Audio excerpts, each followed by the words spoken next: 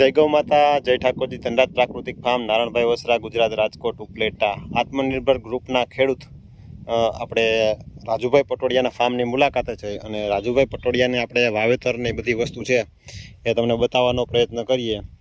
તો રાજુભાઈ થોડોક સમજાવવાનો અમને પ્રયત્ન કરો અને આમાં જરીક વાવેતર વિશે, જે આ તમારું વાવેતર કપાસ દેખાય છે અને કંઈક વાલ દેખાય છે ને, તો જરીક સમજાવવાનો પ્રયત્ન કરો અમને. જય ગૌ માતા, પોષણ પ્રાકૃતિક ફાર્મ, રાજુભાઈ પટોડિયા. આ આપણે જનરલ ખેડૂતો 60ની જારીનો કપાસ વાવતા હોય અથવા તો 72ની જારીનો કપાસ વાવતા હોય, તો મારે આ ત્રીજું વર્ષ છે કે 60ની જારીમાં જેટલા છોડ થતા હોય એટલા છોડ 1 વીઘાની અંદર આપણે વાવી જ છે. બરોબર. પણ આપણે સિસ્ટમ ફેરવી કે આ આપણે દાખલા 20ની જારી આપણે સાહ નાખ્યા હોય તો આ બે હાયર વચ્ચે આપણે 40ની જારીનું અંતર. બરોબર છે. આ કપાસની હારથી આ કપાસની હાર 40ની જાળી છે. આ સા અહીંયા આવતો હતો વેચમાં. હા, બરોબર. આ 40ની જાળી, 40ની જાળી અહીંયા વચ્ચે આ સા આપણે છોડી દીધો. એની જગ્યાએ આપણે અહીંયા બે લાઈન આપણે વાલની વાવી છે. બરોબર છે.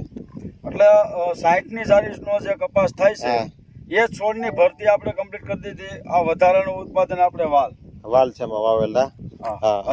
હજી આમાં આપણે કપાસ છે તો અર્લી વેરાયટી છે, દિવાળી થી દેવ દિવાળી ના અંતરમાં એ નીકળી જાય. બરોબર છે. બે હાયર વાલની છે એમાં વેચમાં જન્માષ્ટમી પછી આપણે એરંડા વવા, દિવેલા વાવવાના થશે. દિવેલા વવા હે. બરોબર તો છે. દિવાળી ઉપર આ બે લાઈન નીકળી જાય. હા, બરોબર છે. એટલે આપણે આ એરંડા થી એરંડાની લાઈન આપણે 120 ઇંચ થાય. હા, બરોબર છે. 10 ફૂટ થઈ જાય. 10 ફૂટ થઈ જાય. કપાસ નીકળ્યા પછી આપણે આની અંદર ચણા વાવી શકીએ. હા, બરોબર. શિયાળુ સીઝનમાં. શિયાળુ સીઝન. એટલે આ એટીએમ પદ્ધતિની ખેતી. અને આ ખેતી આપણે દરેક ખેડૂતને આપણે લગભગ 5-6 વર્ષથી ઘણા ખેડૂતો વિઝિટમાં આવે છે ને ઘણા લોકોએ અપનાવ્યું છે કે એટીએમ પદ્ધતિની ખેતી અને બીજા નંબર મિશ્ર પાક પદ્ધતિમાં એક પાક કદાચ વાતાવરણના આધીન ફેલ થયો હોય અથવા નબળો રહ્યો હોય તો આપને બચાવવા માટે પ્રકૃતિ છે જ, તો બીજો પાક આપણી પાસે અડીખમ ઉભો હોય છે. એનું પૂરક જે હવામાન છે કપાસને નડતું હોય તો બીજા પાકને ના નડતું, અનુરૂપ હોય. એટલે આ હવે આપણે કપાસનું વાવેતર થઈ ગયું, વાલનું વાવેતર થઈ ગયું છે. હવે આપણે આની અંદર મકાઈના છોડ નાખશું. બરોબર છે. પછી સૂરજમુખીના છોડ પણ નાખવામાં આવશે. સૂરજમુખી નાખશું. એકબીજા પૂરક છે. હવે આપણે દાખલા તરીકે વાલની જે રોગ જીવાત છે એ મકાઈમાં ન આવતી હોય, મકાઈની છે એ વાલને અનુરૂપ ન આવતી હોય, તો એનું વાતાવરણ એવું ડેવલપ થાય છે કે આપણે ક્યાંક ગૂંચવણમાં આવી ગયા હોય ને એવું લાગે. રોગ જીવાત ને મકાઈ છે તો એમાં ડાળિયા પુષ્કળ આવે, તો વાલમાં ગરો આવતો હોય તો ડાળિયાનો ખોરાક એને આમાં મળી જાય છે. તો ક્રાયોસોપા આવે મકાઈમાં, તો આપણે જીવો જીવસ્ય ભોજનમ કપાસમાં થયું હોય તો આપણે ક્રાયોસોપા મકાઈમાં આવે, એ કામ કરે છે. એટલે પ્રકૃતિ સાથે રહી અને જો મિશ્ર પાક વાવવામાં આવે, આ વર્ષે તો લગભગ આ 3 કે 4 પાક જ થાય, પણ 6 પાક સુધી આપણે મિશ્ર પાક કરેલા છે. બરોબર છે. એટલે આવી પ્રવૃત્તિ કરવી જરૂરી છે. અને ખાસ તો ગાય આધારિત પ્રાકૃતિક ખેતી અપનાવી, અત્યારે લગન એમ કહેતા અપનાવી પડશે, પણ હવે 2 વર્ષની અંદર એમાં છેલ્લા વર્ષમાં લોકોને એટલું મગજમાં બેસી ગયું છે કે હવે આપણે કરવી જ છે. ઘણા લોકોના ફોન આવતા હોય કે અમારે આ કરવું છે, તો આપણે આત્મનિર્ભર ગ્રુપ રાજકોટ જિલ્લો એ આપણે રાજકોટ જિલ્લાના ખેડૂતો માટે એક પ્રેરણારૂપ બન્યો છે. અને જે નવા ખેડૂતો જોઈન્ટ થવું હોય ને પ્રાકૃતિક ખેતીની શરૂઆત કરવી હોય તો આત્મનિર્ભર ગ્રુપ છે એ દરેક તાલુકામાંથી માહિતી આપવા માટે તૈયાર હશે અને માર્કેટિંગ માટેની વ્યવસ્થા એમાં થાય છે. હા, મેન એવું છે કે આમાં વેચાણની બધાની ઘણી સમસ્યા આવે, ઘણા લોકો કરીને પાછા વયા ગયા, પણ એના માટે એક સુંદર મોડેલ ઊભું થવા જઈ રહ્યું છે કે એક ગ્રુપ બનાવી અને ખેડૂત સંગઠન હશે ને તો જ કાયમીને માટે નિવારણ આવશે. એ પ્લેટફોર્મ ઊભું થયું ને કે આપણે રાજકોટ જિલ્લાની અંદર એવું પ્લેટફોર્મ ઊભું કર્યું છે કે 100% પ્રાકૃતિક ખેતી કરે છે, તો એના માલની વ્યવસ્થા ક્યાં વેચવી એ પ્રશ્ન હવે આપણે હલ થઈ ગયો છે. પણ જે લોકો નવા જોડાવાના છે એને પણ આ પ્રશ્ન હલ થઈ જાય, પણ એ ખેડૂતો છે એ 100% પ્રાકૃતિક ખેતી કરતા થાય એટલે આપણે આત્મનિર્ભર ગ્રુપ રાજકોટ જિલ્લાની અંદર જોઈન્ટ થઈ અને એના માલની પણ વેચાણની વ્યવસ્થા પણ થઈ શકે છે. એટલે જેમ બને એમ આપણો રાજકોટ જિલ્લો વધુમાં વધુ પ્રાકૃતિક ખેતી કરતો થાય એવી પ્રેરણા સાથે આત્મનિર્ભર ગ્રુપ અત્યારે કામગીરી કરી રહ્યું છે અને પૂરજોશમાં કરી રહ્યું છે. ક્યાંક ને ક્યાંક ખેડૂતોને એવું પણ હવે લાગવા માંડ્યું છે અત્યાર સુધીના જે પોષણ હતા જમીનમાં એ ક્યાંક ને ક્યાંક આપણે શોર્ટ ટાઈમના જે પોષણ આપી અને ઉત્પાદન મેળવી લીધું. જમીન અત્યારે લાગે ફૂલ ફળદ્રુપ ને બધી જ વસ્તુ સારી લાગે, પણ જ્યારે છોડ બહાર નીકળી અને પૂર્ણ વિકસિત ને ડેવલપ થાય ત્યારે ઘણી બધી સમસ્યાઓ આવતી હોય. હવે બધાને ટૂંકમાં ખબર પડવા માંડી કે છોડમાં હોર્મોન ડેફિશિયન્સી થાય છે, ફાલ ખરે છે, પછી એમાં એટલો બધો ફ્લાવરિંગ નથી લાગતો. એના કારણો શું છે? કેમ કે જેમ જેમ ટેકનોલોજી આવતી ગઈ એમ એમ હવે ખબર પડતી ગયું કે હવે આ જમીનમાં જે માટીમાં જે પોષક તત્વો જોઈએ એ પોષક તત્વોની ઉણપ છે. કેમ કે એક જ સીમ હોય ને એક જ આજુબાજુમાં શેઢા હોય, બે ચાર ખેતરમાં છેટા હોય, તો એ લોકો કાંઈ કરતા ન હોય પ્રાકૃતિકવાળા. તો ઘણી વખત વાતાવરણ શુદ્ધ ને સારું હોય ત્યારે એમાં રોગ જીવાત નથી આવતી, અને વાતાવરણ સારું હોવા છતાં પણ જે રાસાયણિક ખેતી કરતા હોય એ લોકોના ફ્લાવરિંગ ઓછું હોય, રોગ જીવાત જાજા, આવા બધા પણ પ્રશ્નો આપણી સામે આવે છે. ને તમે ખાસ કરીને તમને તેવા ઘણા બધા ફોન પણ આવતા હોય છે. રાજુભાઈ, શું કહેશો તમે એના ઉપર? એવા ઘણા બધા ફોન આવે છે કે પ્યોર રાસાયણિક ખેતી કરે છે, પેસ્ટિસાઇડ રાસાયણિકનો ભરપૂર પ્રમાણમાં ઉપયોગ કરવા છતાં પાક નિષ્ફળ જાય છે. તો એનું કારણ એક જ છે કે જમીનની અંદર સૂક્ષ્મ જીવાણુ જે આપણે દાખલા તરીકે આપણે કહી કે હોસ્પિટલે જઈને આપણે એમ કહે કે ભાઈ તમારા શરીરમાં કણ ઘટ્યા છે, તો આપણો પરિવાર છે એ દોડતો થઈ જાય છે. લાખ 2 લાખના આપણે દવાખાનાના ખર્ચા થઈ જાય છે.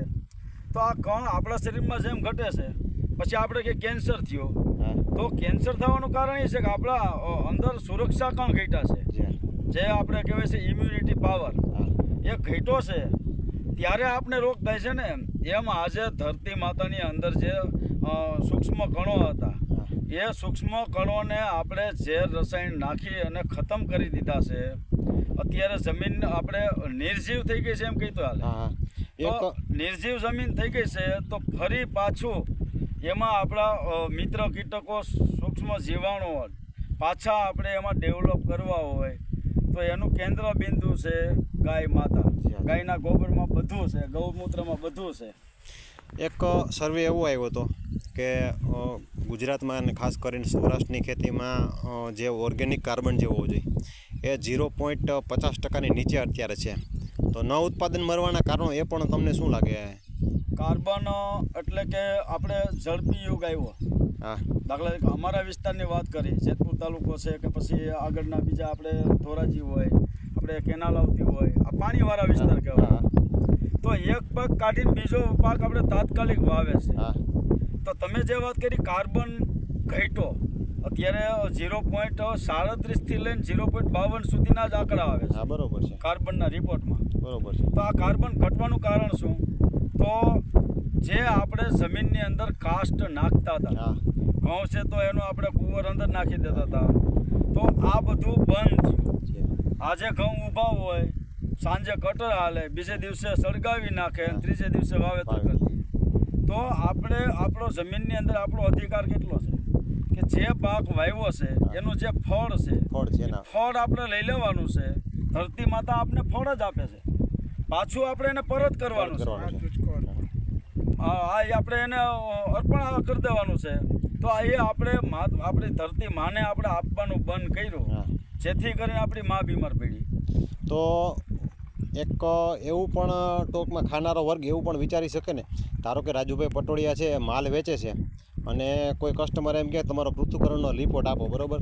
તો રાજુભાઈ પટોડિયાને પૃથ્થકરણનો રિપોર્ટ આપે અને સામાન્ય એક એક્ઝામ્પલ ઉદાહરણ આપું તો એનો પૃથ્થકરણનો રિપોર્ટ 1.31% કે 25% આવ્યો હોય તો કસ્ટમરને એના ઉપર શું રિએક્શન લેવું જોઈએ એ થોડોક સમજાવવાનો પ્રયત્ન કરજો. કેમ કે તમે 0.37 થી 55 ગણ્યો, બરાબર?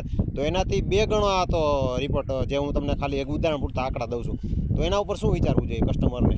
એના ઉપરથી કસ્ટમરને એવું વિચારવું જોઈએ કે આજે 1 પોઈન્ટ ઉપર રાસાયણિકમાં જેમ કીધું એમ આપણે 55% સુધી જ કાર્બન છે. તો 1 પોઈન્ટ ઉપરનો જે આપણે 5-7 વર્ષથી પ્રાકૃતિક ખેતી કરતા હોય અને એક વચ્ચે રોકવા માંગુ તો તો 1 પોઈન્ટ કાર્બન ફૂંકતા કેટલો સમય લાગે આ લોકોને? કેમ કે આજે એ કસ્ટમરને એ વિશ્વાસ કરવો છે ને 1 પોઈન્ટ પહોંચાડવો હેલો નથી. હા, કન્ટિન્યુ કરો. તો 1 પોઈન્ટ પહોંચાડવામાં જો સતત કાર્યરત રહીએ, આચ્છાદન કરે, રેગ્યુલર 3 પાક વાવતો 3 પાકમાં જો આખું વર્ષ આચ્છાદન રહીએ તો 2 વર્ષમાં 1 પોઈન્ટ ઉપરનો કાર્બનનો રેશિયો આવી જાય છે. એનું કારણ એ છે કે આચ્છાદન જમીન ઢાંકેલી રહેશે, એટલે અળસિયાને ખૂબ આનંદ આવે છે કે એ ઉપર સુધી આવક જાવક એની સતત ચાલુ રહે છે. પછી અત્યારે જેમ કે આપણે તડકો છે તો આવું વાતાવરણ હોય તો અળસિયું અડધેથી પાછું વળી જાય, ઊભું નથી રહેતું, અડધેથી પાછું વરે છે. જ્યાં ટેમ્પરેચર આવે ત્યાંથી પાછું વળી જાય. ત્યાંથી પાછું વરે છે. અને બીજી વાત આપણે રહી, તમે જે વાત કરી કે રિપોર્ટ ઉપરથી ગ્રાહકને કેમ ફાયદો થાય, તો રિપોર્ટ ઉપર એટલે કે આજે હું છું તો મારામાં તાકાત ભરપૂર છે, તો તમે મને એમ કહો કે ભાઈ આ આપણે કામ કરવાનું છે તો મજબૂતાઈથી કરી શકીએ. આજે વીડી છે તો આપણે એમ કીધું કે ભાઈ તમે 5 મણની ગોણી તમારે ઉપાડવાની છે, પણ એમાં તાકાત નથી તો એ નહીં ઉપાડી શકે. એવી જ રીતના 1 પોઈન્ટ ઉપરનો જો કાર્બન હોય, તમે કીધું 130 કાર્બન છે, તો એ જમીનની તાકાત છે, તાકાતવાળી જમીન છે ને એમાં જે છોડ ઉગ્યો છે એનું જે અન્ન પાકે છે એ બધું ઇમ્યુનિટી પાવર વાળું પાકે છે. એક દાખલા તરીકે 2% જો કાર્બન પહોંચી જાય એટલે આપણા માટે પાક નથી, અમૃત છે, આપણા માટે એ ઔષધિ છે. કાર્બન વધવાથી ખેતરની અંદર હરેક અણુ એટલે ઝીંક છે, મેગ્નેશિયમ છે, સલ્ફર છે, એનું પ્રમાણ ઓટોમેટિક વધશે. અને પ્લસ એ કાર્બન એને પકડી રાખશે, ઉડવાની એટલે તમને ટોટલી પ્રાકૃતિક ન્યુટ્રિશન સાથેનો ખોરાક મળશે, સંપૂર્ણ પ્રકારના ન્યુટ્રિશન એમાં ટૂંકમાં કુદરતી તમને ન્યુટ્રિશન મળશે. અને મેઇન કામ કાર્બન હકીકતમાં વધારશો ખેતરની અંદર તો ઓટોમેટિક અણુ એક હરેક બેક્ટેરિયાનો ખોરાક છે. માની લો ઝીંક તો ઝીંકના બેક્ટેરિયા અલગ હોય છે, સલ્ફરના બેક્ટેરિયા અલગ છે, નાઇટ્રોજનના બેક્ટેરિયા અલગ હોય છે, હરેક અણુ તત્વોના બેક્ટેરિયા અલગ નેચરલી છે. બાકી જે 100% પ્રાકૃતિક ખેતી કરવા માટે ફરજિયાત માટે તમારે ખેતરની અંદર સૂક્ષ્મ જીવો અણુઓનું બેલેન્સ કરવું પડશે 100%. તો રાજુભાઈ, હવે આના ઉપરથી એક નિષ્કર્ષ એ આવે કે સંપૂર્ણ પ્રકારે જો ગાયને આધારે જો ખેડૂત શરણે જાય અને લેવાવાળો વર્ગ એ રીતનો વિચારે, કેમ કે અમે તો આવી રીતે અલગ અલગ ફિલ્ડમાં જતા હોય તો આપણે તો ગમે ત્યારે એ જ કહીએ કે તમે મારા વિડીયો જોતો મારી પાસે ન આવો, તમે નજીક રાજકોટ નજીક છો તો રાજકોટમાં જાઓ, ભાવનગર નજીક હોય તો ભાવનગરમાં તમારા ખેડૂત હોય એની સાથે સતત જોડાઓ અને ત્યાંથી માલ લેવાનો આગ્રહ રાખો. આજે હું સારા વિડીયા બનાવું અને તમે મારી તરફ આકર્ષાવો એનો કોઈ મતલબ છે નહીં, કેમ કે તમારે નજીકમાં જ્યાં હશો ત્યાં તમે એની સાથે સંલગ્ન રહેશો તો ખેડૂતને પ્રોત્સાહન વધશે. અમારો ધ્યેય એવો છે કે ખેડૂતને તમે પ્રોત્સાહન વધારો એટલે 2 ખેડૂતો બીજા જોડાય. શું કહે રાજુભાઈ? જે લોકો વિડીયો જોતા હોય અથવા પોસ્ટ જોતા હોય તો એને એક એ નક્કી કરવું જોઈએ કે ભાઈ આ આપણા જ વિસ્તારના છે તો વર્ષમાં 4 થી 5 વાર એને એવો ટાઈમ કાઢવો જોઈએ. 100% એના ફાર્મ પર વિઝિટ કરવી જોઈએ. ખેડૂત છે એના ફાર્મની આપણે વિઝિટ કરવી જોઈએ. એ કઈ રીતનું પકવે છે, કઈ રીતનું એની મહેનત છે, અને પ્રાકૃતિક કૃષિમાં કદાચ પબ્લિકને હજી એમ થતું હોય કે એ લોકો મોંઘા ભાવે વેચે છે, પણ એક વસ્તુ બહુ વિચારવા જેવી છે કે આજે વડોદરા કે સુરત કે કોઈ તાલુકા લેવલના અમુક હાઈફાઈ સિટી છે જ્યાં મોલ હોય, મોલમાં તમે જાઓ અને ત્યાં તપાસ કરો તો કે મગનો ભાવ પૂછો તો કે 160 રૂપિયા કિલો, તો આપણો ખેડૂત 150 રૂપિયા કિલો ડાયરેક્ટ મગ આપે છે, સાફ સૂફ કરીને કમ્પ્લીટ કરીને. એ તમને વિશ્વાસ પાત્ર કે રાજુભાઈના જ મગ છે. ઝેર મુક્ત આપે છે, પંચતત્વ પૂર્ણ, કે એ આપણે ખાવાથી પણ આપણે આનંદ થાય છે, પાચનમાં કઈ પ્રોબ્લેમ નથી થતા. આવા ઘણા ફાયદા છે અને ખેડૂતોને પોતાને ભાવ મળે, વચેટીઓને ખેડૂતોમાં વચેટીઓ નીકળી જાય, ખેડૂતોને પોતાનો ભાવ મળે. પ્રાકૃતિક ખેતીમાં નો ડાઉટ કે 5-10% ઉત્પાદન ઓછું રહે તો ગ્રાહકને મારે એટલી વિનંતી છે કે તમે ડાયરેક્ટ ખેડૂત પાસેથી લ્યો. એને જે તમારા માટે ખેડૂત એટલે અન્નદાતા છે. અન્નદાતા ક્યારે કીધા છે કે એને જગતના પેટ ભરવાના છે. તો આજે ખેડૂત તમને સારી ક્વોલિટીનું ગુણવત્તાવાળું તમારા માટે જો આવું કાર્ય કરતા હોય અને પકવતા હોય તો એની પાસે સીધું જ તમારે લેવું જોઈએ, જેથી કરીને એને 5-10% કદાચ ઉત્પાદન ઓછું આવ્યું છે અને પૂરતો ભાવ મળે તેથી એ પણ ખુશખુશાલ રહીએ અને સમગ્ર માનવ જીવન ખુશખુશાલ થાય. આના માટે આપણે સતત 2 મહિનાથી પ્રયત્નો થતા હતા અને એમાં આપણો રાજકોટ જિલ્લો આપણે મોડલ તરફ લઈ જાય છીએ કે આપણે એક સાથે એક આદર્શ બનવા જઈ રહ્યું આદર્શ બનવા જઈ રહ્યું છે ને આ આત્મનિર્ભર ગૌ પ્રાકૃતિક કૃષિ રાજકોટ જિલ્લો એમાં સ્વયંભૂ ખેડૂતો છે. હા, પોતે ખેડૂતો, એમાં કોઈ અધિકારી કે કોઈ આ છે તે છે કે એવું નથી. સ્વયંભૂ ખેડૂતો રાજકોટ જિલ્લાના 100% પ્રાકૃતિક ખેતી કરતા ખેડૂતો મળી અને આખું ગ્રુપ બનાવ્યું છે. તો એક ખેડૂત છે એ ઘઉંને મગફળીને એવું પકવતા હોય તો બીજો છે એ આપણે મગ અડદને એવું પકવતું હોય, બીજા કોઈ ખેડૂત છે એ હળદરને મરચુંને એવું પકવતું હોય. તો આત્મનિર્ભર ગ્રુપની અંદર કોઈ પણ ગ્રાહક કોઈ પણ ખેડૂતને ફોન કરે કે ભાઈ મારે હળદર જોઈશે, જેમ કે આ વીડીભાઈ છે તો એને મગફળીનું તેલ છે, તેમ કે ભાઈ મારે હળદર જોઈશે, તો આપણી જ ટીમના બીજા ખેડૂતો હળદર વાવ્યું હોય તો ડાયરેક્ટ એનો કોન્ટેક આપી શકીએ અને ડાયરેક્ટ ત્યાંથી હળદર મળી જાય.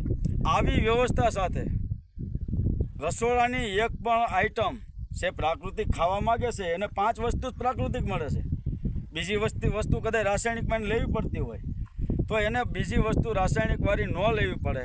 તમામ રસોડાની આઈટમ આત્મનિર્ભર ગ્રુપમાંથી મળી રહે અને તમામ ખેડૂતો રસોડાની તમામ આઈટમ વાવતા થયા છે. તો આ 2 કોન્સેપ્ટ છે. આજે ગ્રાહક છે તો એને તમામ વસ્તુ આત્મનિર્ભર ગ્રુપમાંથી પ્રાકૃતિક મળી જાય. આ માટેનો આખો કોન્સેપ્ટ છે.